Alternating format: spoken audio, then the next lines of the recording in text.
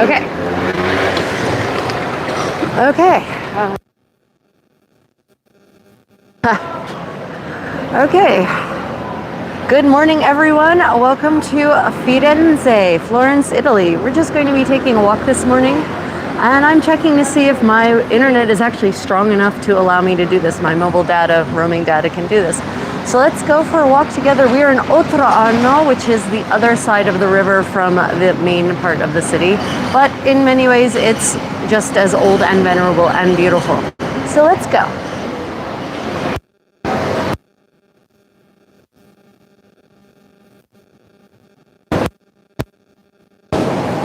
So I'm mic'd up, so hopefully you guys can hear.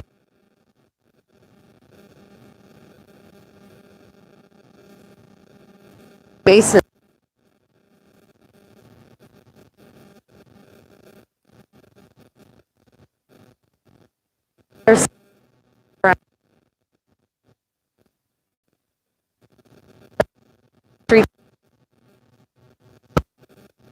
Literally.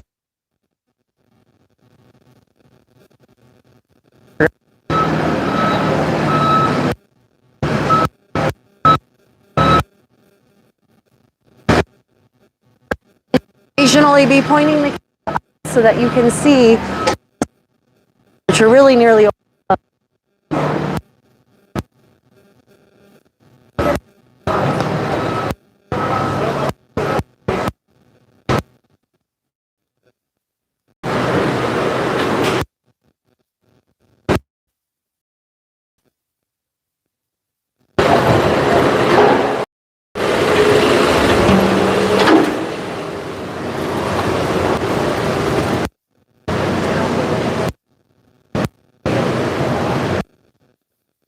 So while Florence is...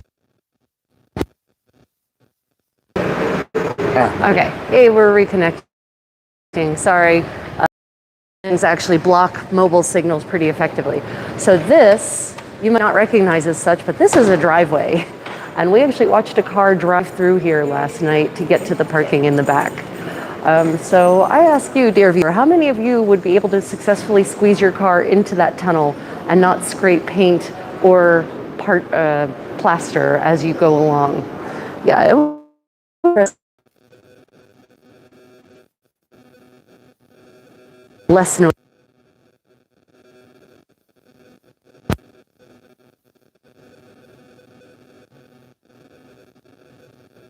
People out having morning cup.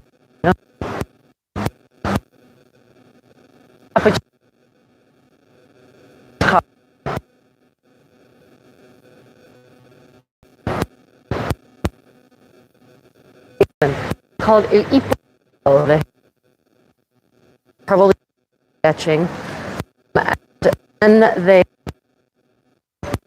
the print for engravings.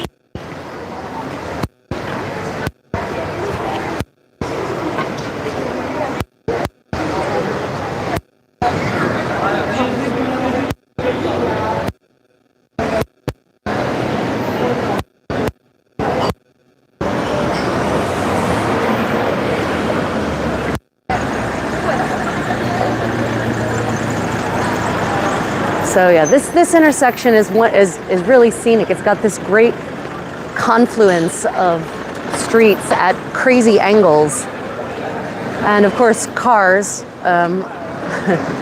Which on the other side of the city, a lot of the streets are now pedestrian only. But in Oltrarno, unfortunately, is still a trafficked set of streets. My God.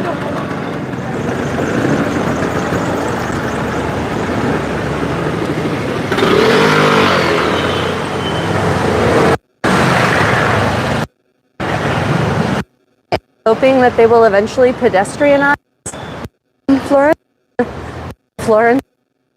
It's a Florence including Oltrarno.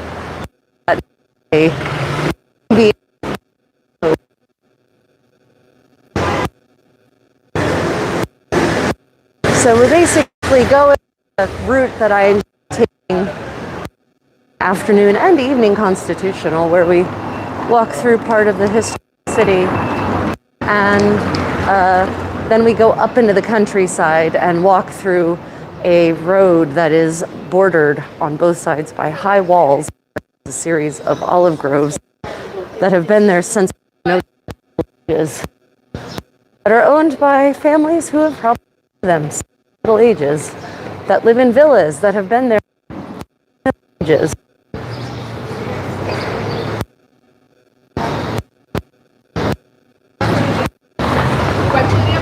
And of course, you have to remember to look up, because the old Frano did not, in some areas, did not get updated. Very much with the boost of Renaissance palazzi that were built starting in the 15th century. Many of these are still tower residences, to say. So, for instance, here to the right, you can see how tower living used to be here in Florence. That was one family's home. Now it's been turned into, I think there's like 12 apartments in it. And then across the street is another tower that used to be a residential home. I got it. Yeah, we overslept. We were hoping that jet lag would wake us up early this morning. And it did. It woke me up at 3:45. But I decided that was too early to be about. So I took a melatonin and then slept until 9. So we didn't get quite the early morning fare I was hoping, because it's quiet here, usually before up until 9 o'clock. You know,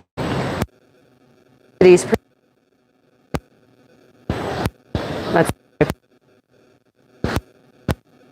tourists, and yes, I am a tourist, but still, I do in many ways miss the COVID times when most airports as well. We are coming up on, of course, the iconic Ponte Vecchio, which will be on our left. I'm going to dodge these carbonari.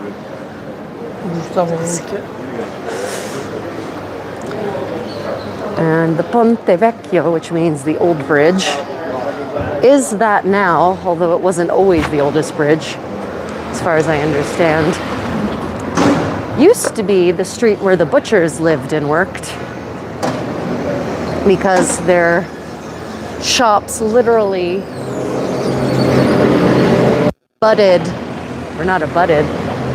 sat over top of. So here you can see the Ponte Vecchio.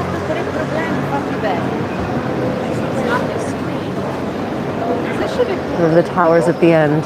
And on top of it is the Collegio Vasari, which is the corridor that was built by Giorgio Vasari in the 16th century to literally connect the Palazzo Pitti to the Palazzo Vecchio, the Signoria, the town hall, so that Duke Cosimo did not have to walk along street level to get to work, thereby putting himself at risk of assassination.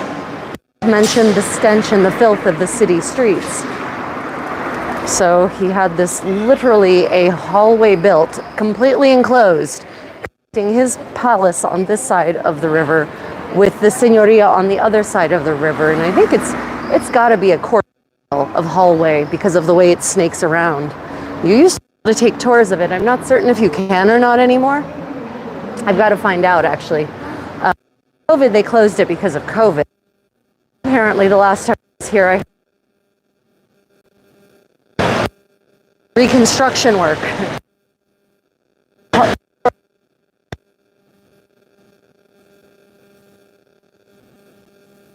Of just looking right and then looking up the old stairs.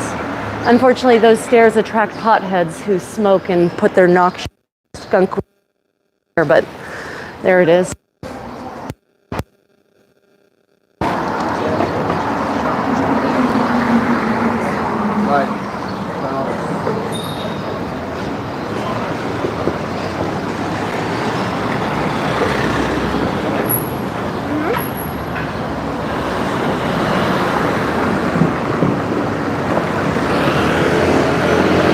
Another beautiful view up to the right. These stairs attract fewer potheads. Maybe because there's more of them. The stairs, I mean. And then this is my favorite road because it literally goes under this building, through this building. You drive up and under this building to access the road, and that's a public road. It's not a driveway. That's, yeah. And I've seen cars going in both directions on this road, though I don't think they're supposed to. We go this way. We're going to go the reverse route. Across the river, you can see the Vasari's architectural masterpiece, that colonnade, going there, connecting into that building. So apparently they literally expropriated parts of people's homes to build this thing in the 16th century. So the good Duke was walking through people's homes in his secret protected, or not so secret protected corridor. That beautiful Renaissance structure right there is the Uffizi, with those statues in the niches below, in the alcoves below. So if you ever heard of the famous Galleria Uffizi, that's it.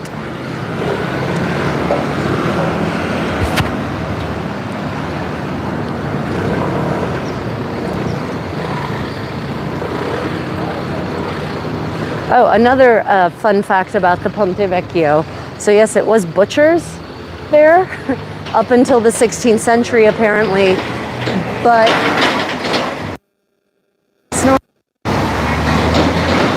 the Duke was not terribly fond of the stench of the butcher's shops beneath his corridor, his commute to work. So they apparently actually, they moved the butchers to another part of town. And when I asked where they were sent, no one could really tell me. But that's why there are now goldsmiths there, because gold apparently, its production process does not cause a massive stench, and did not offend either Duke or Duchess delicate of rotting meat and blood, honestly. So this is another one of my favorite views here in Florence when walking around. I just like to look up basically just above car level, and you see just these lovely scenic rows of windows, some of them covered in very intimidating sets of doors, others with more scenic and more welcoming shutters that have been cast open.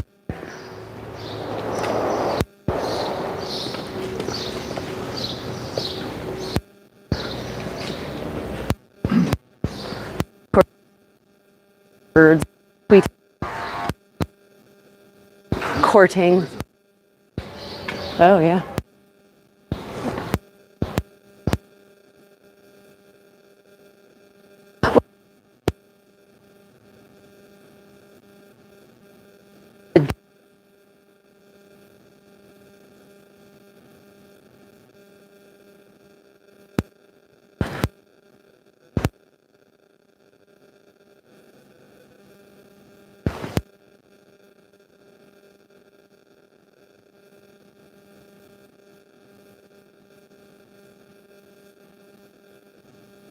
Down.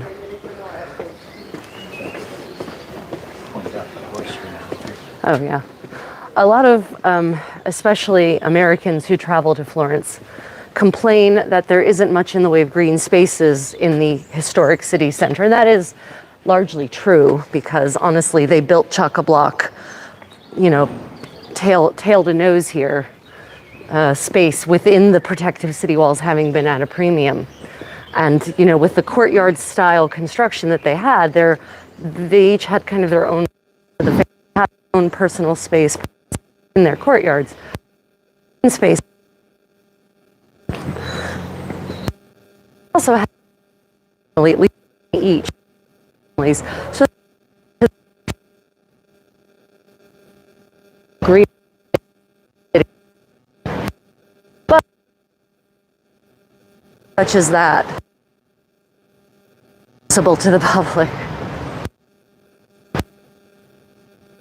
But there are two if you Boboli, which is part of the and then there's the Giardi, which are really cool. Again. And we will be going there, and maybe I'll try to do a live stream there as well.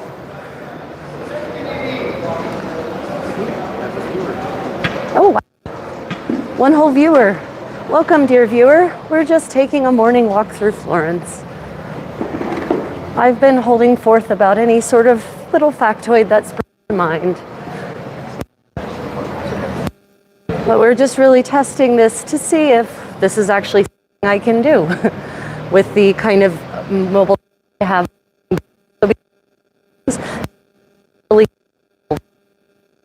Signals. In our 17th century, we're actually staying, depending on, you get no reception at all. So, you're going to cross.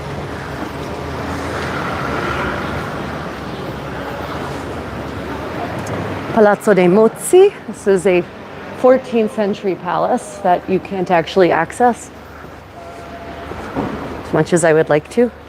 Most of the, obviously, they've now been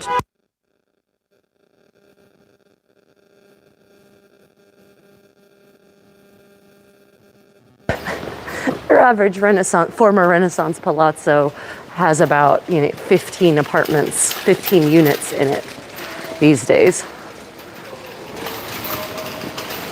Actually certain if any of them at all serve as single family homes anymore. I've not heard of such. And honestly, the name single family home as to evil residence is really a misnomer, because in ages and Renaissance until relatively recently, a great home, as it were, was the home to not just the family, servants, some of their retainers, their clients, multiple generations.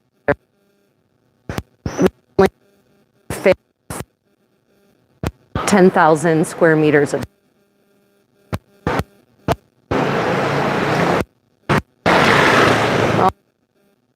this side of the city is definitely much less. Take a peek. Yeah.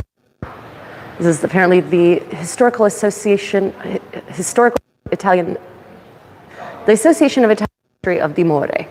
It's apparently residence here. That's definitely not English. Good God, Rachel. Housed here. Yeah. But this side of the city is still much more authentic in terms of being an Italian place. You have lots of workshops of people restoring all sorts of antiques and furnishings. So it really can be fascinating to take a peek in the window and see what there is. To see all of the wood and the pieces that are being either recreated to replace parts that can't be restored, or pieces that are just being fleshed back to life. Parma is another industry here. Profumiere. Profumo. So you can actually come here and have an entire perfume experience where they, sent just for you based on your chemistry and nation. I've actually never done it. I'm doing it just for the experience and maybe try it. I haven't yet.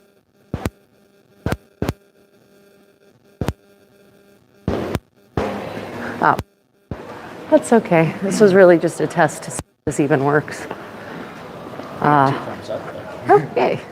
If we look up, you can see a really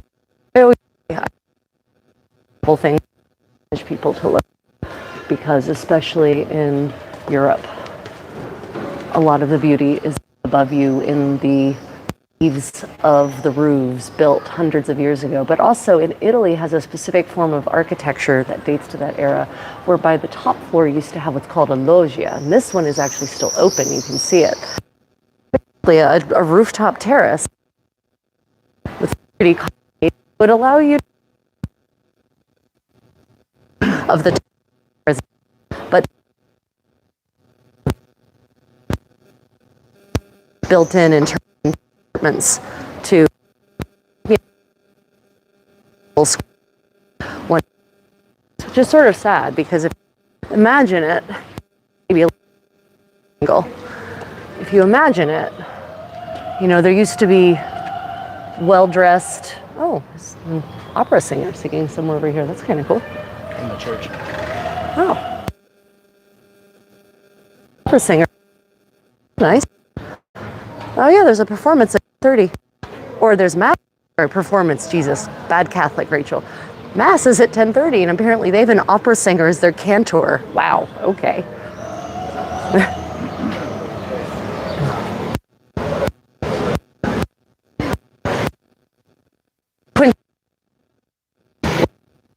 For your local opera singer. Yeah.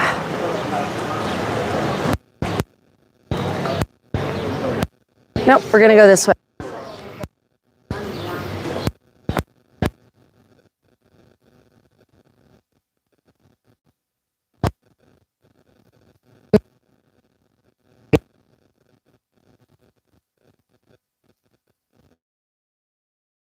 Places, restaurants that don't cater to tourists, but that cater to locals. In fact, one of my favorite restaurants in this neighborhood has a menu with not a word of English on it, which is my preference. So in this part of Ottawa, I know many artist studios of modern artists trying to make a living, although mostly their art is not my taste. I'm really a classics kind of girl. I'm not a big fan of fusion of modern and Renaissance or modern and medieval or even just full out modern.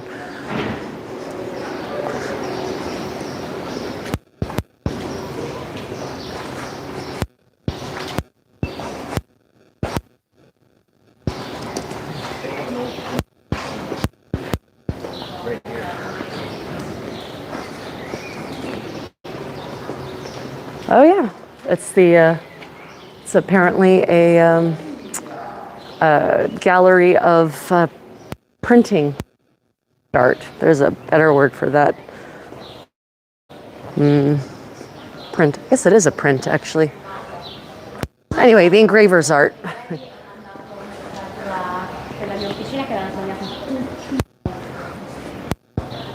Copper engraving. That's it.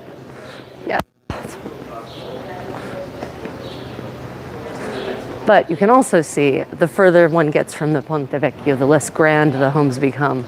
The sort of more medievally and Renaissance-y middle class, rather than being giant palazzi with central courtyards. They become more sort of row houses. I mean, you know, one of them is still probably several million euros these days, but I've been given to understand by Florentine friends who actually know these things, the way that certain blocks would actually be an entire family's block. And so like the Medici would have their neighborhood, and then the buildings that sort of abutted their palazzo would be the homes of, you know, their clients and servants and that sort of thing. So the less grand homes that abut the palazzi were sort of part of it, even though they weren't architecturally necessarily part of the building. Because of course, you know, that there were no cars, so there was no living in the suburbs and commuting to work up until very recently, which meant that in the good old days, neighborhoods were much more mixed, socioeconomically speaking. They had to be. I mean, if the great and the good wanted servants to do the work for them, they had to make it so that the great and the good could actually, you know, get to them easily.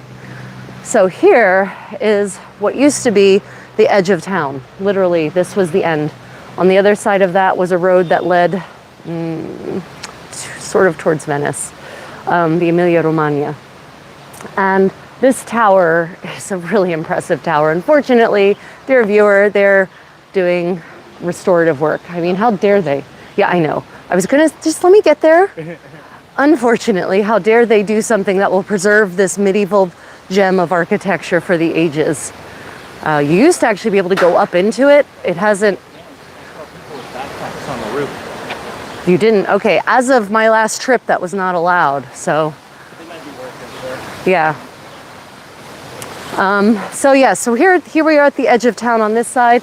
thing about Florence's medieval walls is that on the Oltrarno side, they're still preserved, the walls and the towers for the most part. On the Florence side, the main river side, the walls and the towers were all torn down in the 19th century because Florence served as a brief time as the capital of the nascent Kingdom of Italy. And so, like Paris, they modernized it. They tore down many of the medieval and Renaissance structures and rebuilt Haussmann style, which is unfortunate. Not everywhere, not like Paris where there's literally 2 medieval neighborhoods left. But still, that means that for the most part, the towers and walls are no longer standing on that side of the river, but they are standing on this side of the river, hence this amazing beauty here. But what we're now climbing up was part of that redesigning Florence to be the capital of the Kingdom of Italy in the 19th century. And so they built this grand sort of neo-Baroque folly style set of arches and fountains. They're actually quite lovely. We'll take a moment to look at them. And this leads up to a massive square called the Piazzale Michelangelo. But you know, it's got this, it's what I call neo-Baroque fantasy of a grotto. You know, we're literally in the middle of Italy in terms of being pretty far from water, but they've got what looks like a sea grotto that they've built here. Ah, man, always trying to make things something they aren't. Okay, and you can see you start to get a view. So we're gonna go up and up and up until we hit a really amazing view. You got a new viewer. Oh, new viewer, welcome. We're just taking a morning walk through Florence. I'm holding forth as we go through. But really, this is sort of a test run to see if my internet, mobile roaming internet is actually strong enough to do this. And also if Florence's medieval and Renaissance architecture will allow cellular signal to come through, which it doesn't always. From here. Wait. Yeah. So we're now climbing up this folly that was built at the end of the second half of the 19th century in a bid to transform a so-called rickety, outdated Florence into a grand, modern capital of the nascent Kingdom of Italy. Yeah, it's always kind of sad when they do that. So we're now going to the up part of our trip. For the most part, if you stay in the historic parts of Florence, it's flat. On the other side of the river, it's very flat. On the Oltrarno side, though, the second you want to start seeing things, you generally have to go up. And that is what we are going to be doing. We'll go this way. This way. And for those, I mentioned earlier that one of the complaints I've often heard from tourists is the lack of green spaces here. I'm hand swinging Gamora based on your sauna video. So just watch. Oh, excellent. Yeah, the message disappeared already. Oh. Unfortunately, this is an experiment, and my cameraman is on the side that can see the screen, so he's going to try to get to the chat. You should be able to bring the chat up. Let's see your top chat, live chat. Click live chat. Visible. Oh, there you go. While I watch you walk around Florence. Okay. Oh, okay. Well, excellent. Thank you. We're actually now in, first off, thank you for watching. I'm really honored that you are hand sewing a Gamora while I walk around Florence. That is super awesome. I think that's very appropriate. We're going to attempt not to be hit by cars because this part, unfortunately, is where it gets less pedestrian friendly. But we are now ascending to a place from which we're going to have an amazing view of the city. So I promise it will be worth hanging on, dear viewers, or viewer singular, if you are there. I'm hoping this format will work. I think it's a good way to share my two loves, travel and history, with an audience who maybe can't access this sort of view. So here you can start to see we get a view from here. I just looked at it. Oh, you did? Okay. Didn't get to see that. But Yeah. we're back. We're back? Okay. Well, hopefully it didn't kick off my viewers. Nope, they're there. Yay! Thank you for hanging on, dear viewer. As I said, the roaming data connection is variable in these historic cities. I mean, let me tell you, the medieval architecture and the Renaissance architecture, really great at foiling cellular signals, which does kind of make me wonder how it would be at foiling other forms of radiation.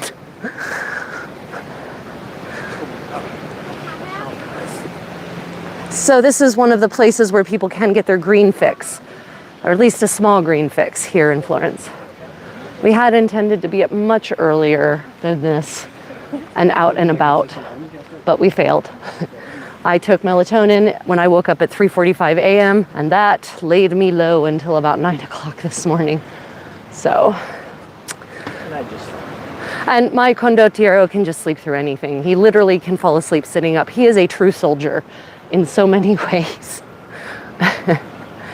Whereas I, the princess and the pea, okay, that's not true. I can sleep on most surfaces, but the sleeping conditions have to be right in the sense of time of day, amount of darkness. The princess and the single photon, yes. There's a single photon of solar light. I wake up. That's a problem. Okay. Ooh,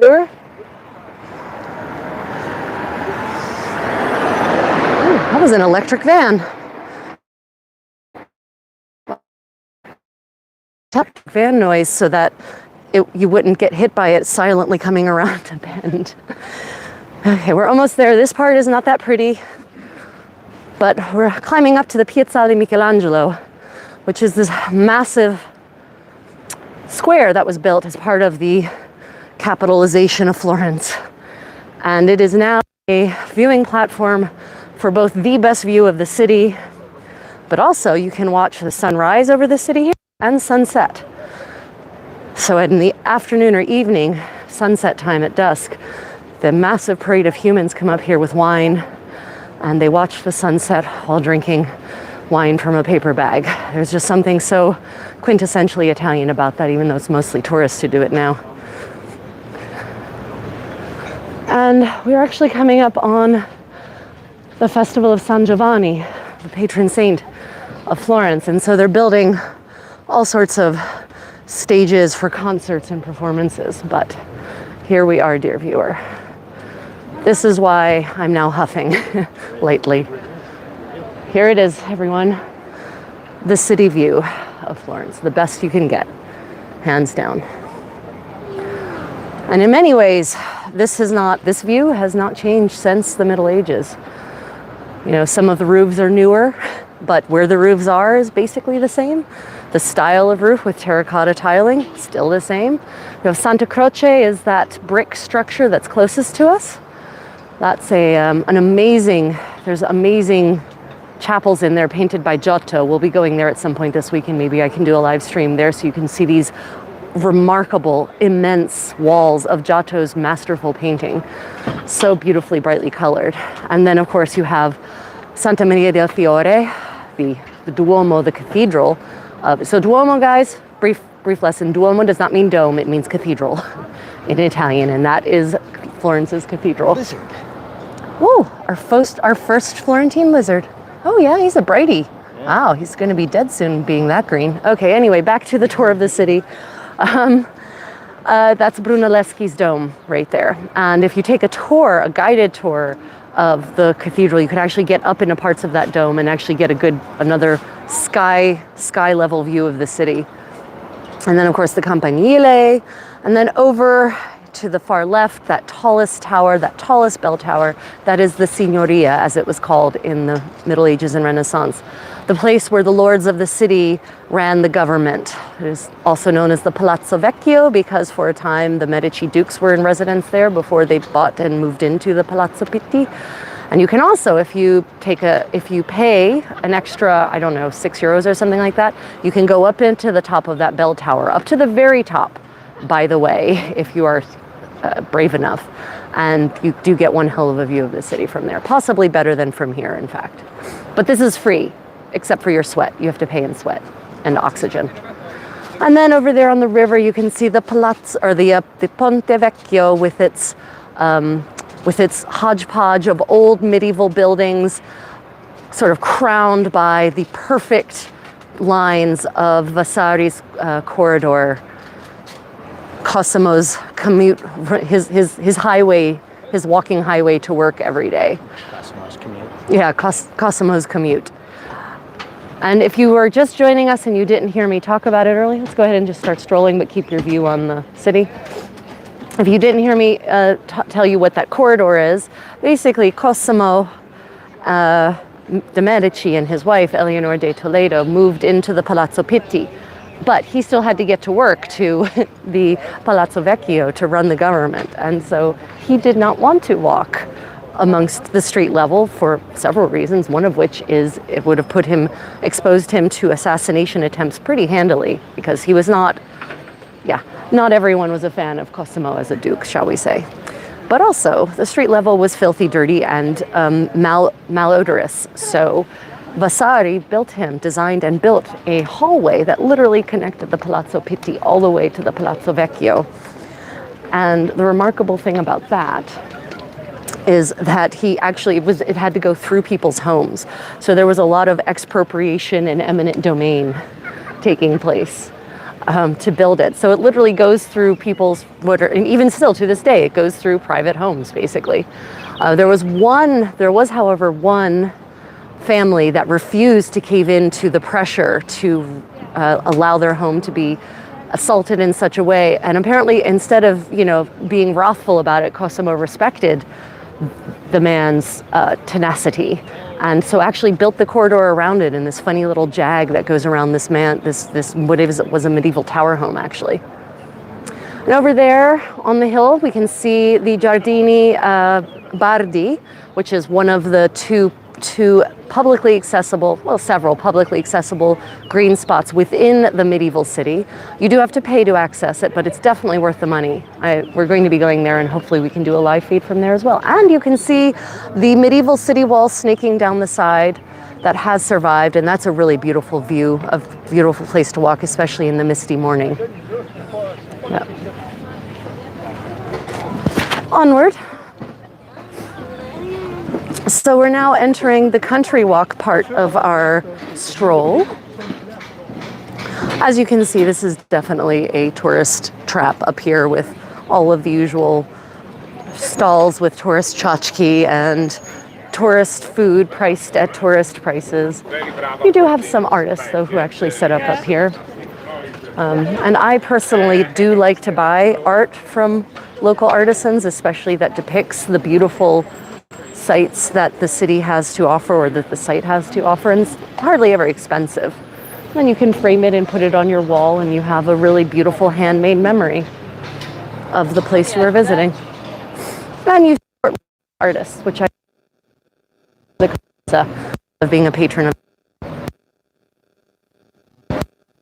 a big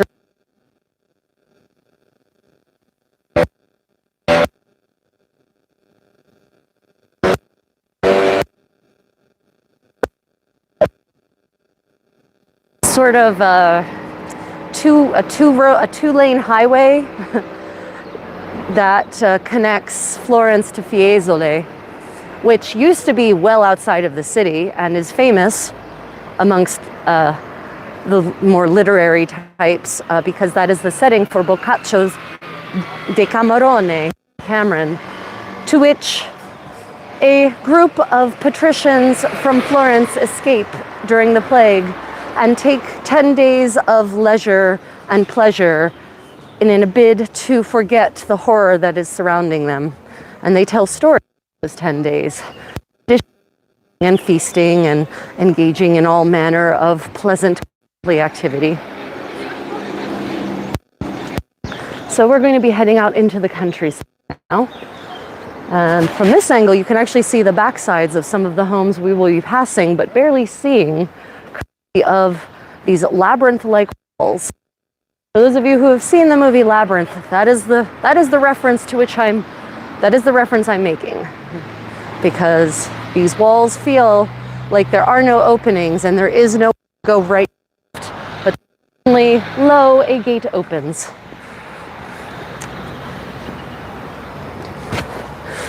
Now up here is also a church from the 12th century that actually shows you what proper Romanesque and Gothic architecture looked like in Italy, because unfortunately the facades of Santa Croce and Santa Maria del Fiore are not medieval at all.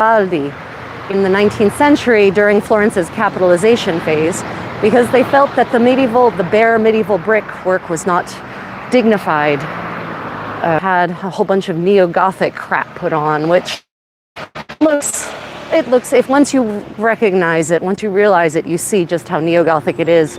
Overblown, every single window looks like a church altarpiece, 3 different colors of stone, which is just medieval Italy for cladding. But up here, you will see a medieval church that had cladding added during the Middle Ages. And so you can actually see the sort of elegance that was common in many parts of Italy at the time, although apparently they didn't manage to do it on the Duomo or Santa Croce or Santa Maria Novella for that matter. So up here we go. Oh, and of course, there's scaffolding. Sorry, dear viewer. Yeah, seriously, I don't think that was there yesterday. God. Okay. Here, look at that. Instead of looking at the real thing, we'll show you a photo of the real thing. But yeah, so you can see it's green and white marble, very elegantly done. And inside of that church are several sets of frescoes from the 13th all the way to the 15th century. So we will eventually be going up there into the church. And it has this amazing 15th century tomb in it. And I don't remember whose tomb it is, but it was some condottiero who was certainly powerful enough to have an entire tomb, not just a little wall niche, but a whole stroll through Florence, heading out towards the countryside. My cameraman does have an eye on the chat, so if you have questions, we can certainly address them. But mostly this was a test to see if this is even possible, and also if people would be interested in going with me on a walk through various parts of Florence.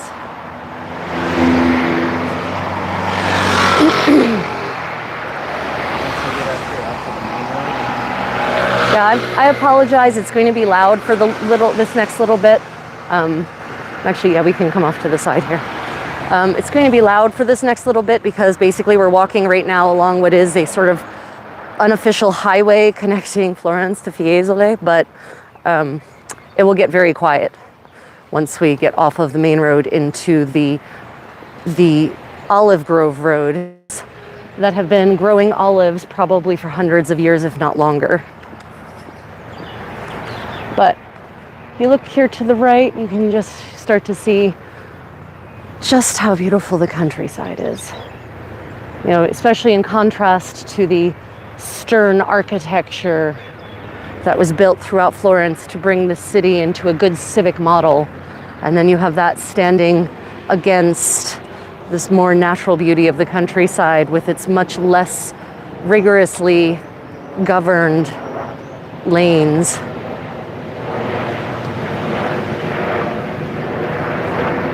And olive trees everywhere.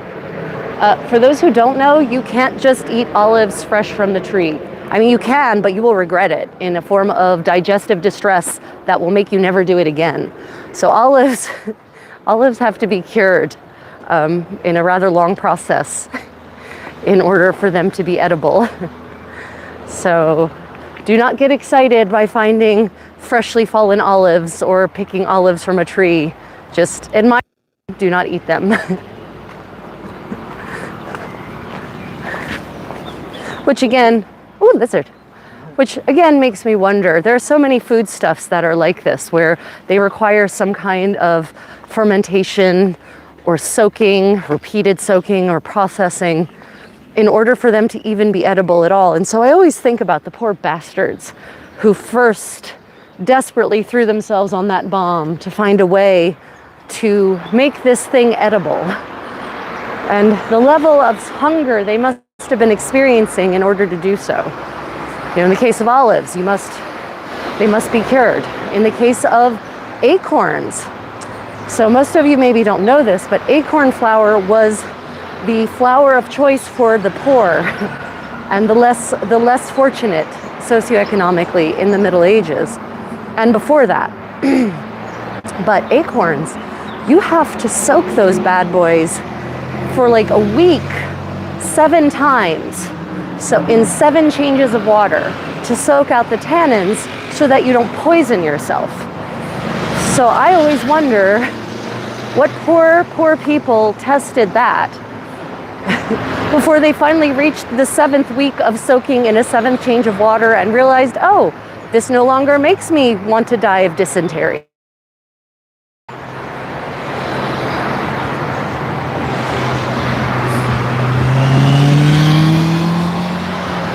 Yeah, this walk would be, this particular part of the walk would be so much better if they would just get what? Oh, yeah. Oh, right, you probably didn't see that yesterday because we're walking in a different direction. So yeah, off to the right, it is not. Off from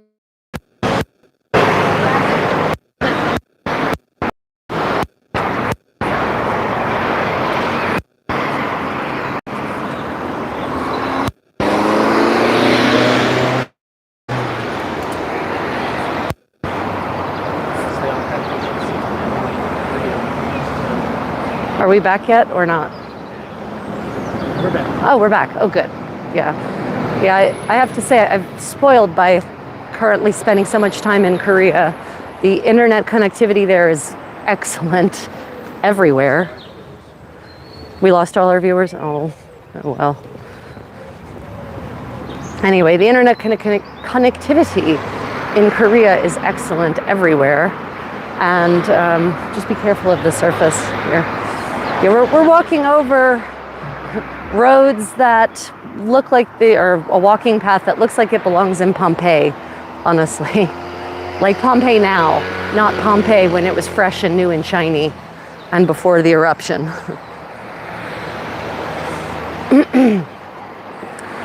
Yeah, in Korea we have good high-speed internet everywhere, whether it's mobile data or wired into your router at home. So, yeah.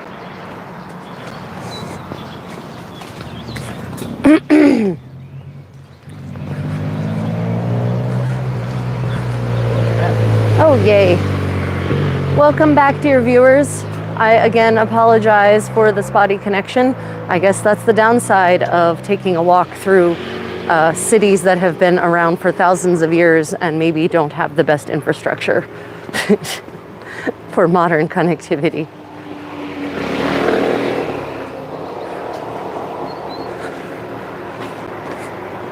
But we are approaching the spot where we and go down what I referred to as the Labyrinth Road, which will be full of idyllic Tuscan country beauty. Well, okay, will be full of idyllic Tuscan beautiful walls. But this is also the road on which I happened to cross a live concert of a Josquin des Prés Mass in a 12th century church for free, unadvertised anywhere else, so you just basically had to know, maybe be part of the church parish. And it was one of the most mystical, magical experiences I've had. I did manage to record the whole thing. Sound. I didn't feel comfortable recording people without their permission.